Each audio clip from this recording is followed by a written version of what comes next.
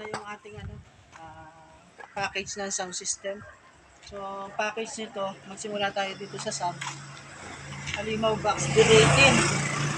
Ang nakaload nito 1000 watts na D18. Tapos ito, ang miday natin yung 1945 na made in USA na 1000 watts yun. Maganda rin ang bukal. Tapos ang driving unit natin ginamit 300 watts. Ang horn natin ito, D50 na nga din.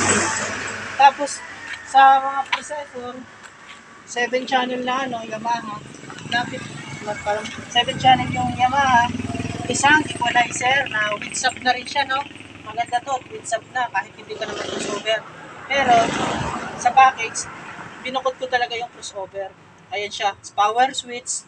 Tapos ang kanyang power amp ay 4 channel na 1,500 per channel. 4 channel na yan, 1,500. So sa mid ay napakalakas nun.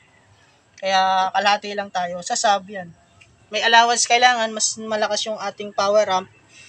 May allowance yung ating power amp sa speaker para hindi hirap yung power amp natin. Lagi tayong mag-a-allowance sa power amp.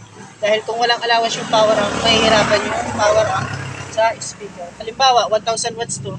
Tapos 1,000 watts din yung power amp nyo. Mahihirapan nyo kasi yung maximum wattage niya ay naaabot niya. Kumpara dito, may allowance na 500 watts pa. So yung kanyang amplifier, hindi sasabihin na naabot niya na yung limit. May allowance pa din. Kaya mas the best pa rin yung may allowance ang power amp. So hanggang dito na lang, no. Ito yung ating package na sound system. So yung price nito, PM ko na lang sa inyo. Alright.